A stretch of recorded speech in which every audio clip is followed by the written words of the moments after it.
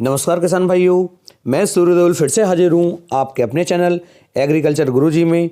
किसान भाइयों, आज हम बात करेंगे गेहूं में पहला पानी और पहले उर्वरक हमें कौन कौन से डालने चाहिए जिससे कि हम एक अच्छा और शानदार उत्पादन अपनी गेहूं की फसल से निकाल सकें।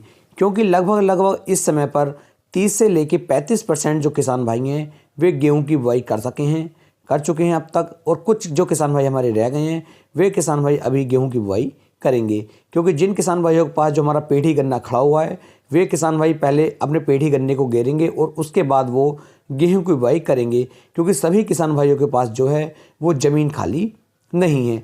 जिन किसान भाइयों ने गेहूं की बुआई कर दी है और उनकी जो गेहूं की फसल है वो लगभग 1 महीने के आसपास की हो चुकी है या फिर 20 से लेकर 25 दिन के आसपास की हो चुकी है, वे किसान भाई इस वीडियो को देखें। उन्हें काफ़ी अच्छी जानकारी देने की मैं कोशिश करूंगा कि उन्हें पहले पानी पर कौन कौन से खाद कितनी मात्रा में देनी चाहिए जिससे कि जो उनकी गेहूं की फसल है वे अच्छी तरीके से टिल्डिंग कर सके, ग्रोथ कर सके, कल्ले बना सके, पोंगों की संख्या उसके अंदर बढ़ सके। और जितनी ज़्यादा हमारी टिल्डिंग कल्ले गेहूं की फसल के अंदर बनेंगे उतना ज़्यादा उत्पादन गेहूं की फसल जो है हमें निकाल करके देगी। तो आप इस वीडियो को पूरा देख सकते हैं। और जिन किसान भाइयों ने अभी गेहूं की बुआई नहीं की है वे किसान भाई वीडियो को देख के अपना समय बिल्कुल भी खराब ना करें। तो चलिए शुरू कर लेते हैं कि गेहूं की फसल के अंदर हमें पहले उर्वरक या पहले खाद कौन कौन से डालने चाहिए जिससे कि अच्छा उत्पादन हमें मिल सके। यदि किसान भाई अभी तक आपने चैनल को सब्सक्राइब नहीं किया है तो चैनल को सब्सक्राइब कर लीजिए जिससे कि आने वाली वीडियो की नोटिफिकेशन आपको जल्द से जल्द मिल सके।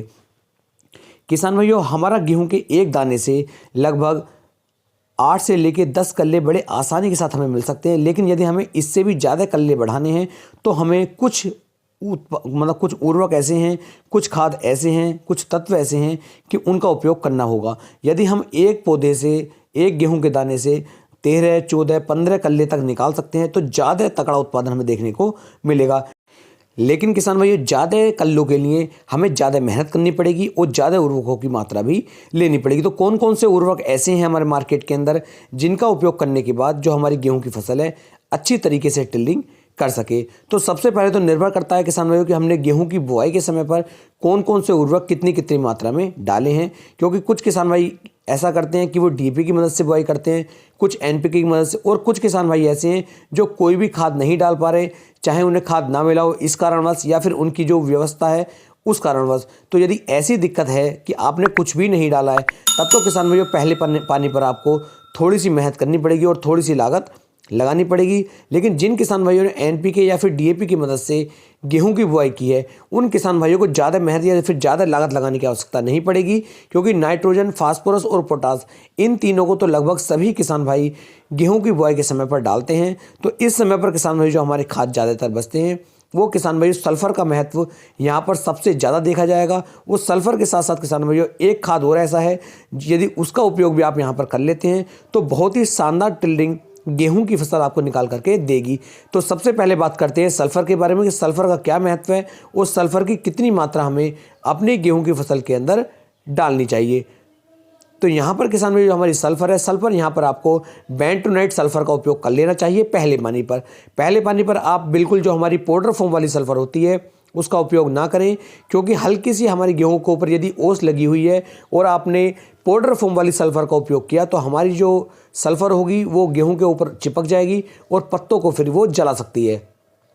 तो यहाँ पर आपको जो है बेंटोनाइट सल्फर जो हमारी दानेदार वाली आती है उसका उपयोग करना है और उसकी मात्रा 5 से लेकर 6 किलोग्राम प्रति एकड़ के हिसाब से आपको लेनी है और यूरिया के अंदर मिक्स करके अपने खेत के अंदर डलवानी है।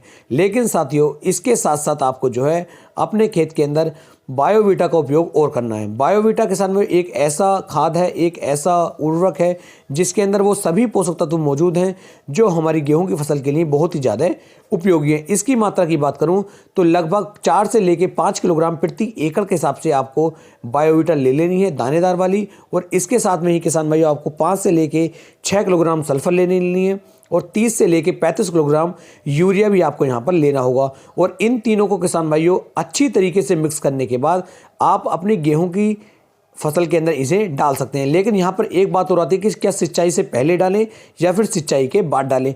तो हमेशा किसान भाइयों कोशिश करें कि सिंचाई करने से पहले इन खादों को डालें और उसके तुरंत बाद अपने खेत की सिंचाई कर दें। ऐसा यदि आप करेंगे तो बहुत ही शानदार और अच्छा उत्पादन गेहूं की फसल आपको निकाल करके देगी और टिल्डिंग और कल्लों की इसके अंदर चांदी सी कट जाएगी, यानी बहुत ही शानदार कल्ले आपकी फसल के अंदर निकल कर आपको मिलेंगे। तो उम्मीद है मैं आपको एक सही और अच्छी जानकारी दे पाया हूं। यदि वीडियो पसंद आई हो तो वीडियो को लाइक, कमेंट और शेयर करना ना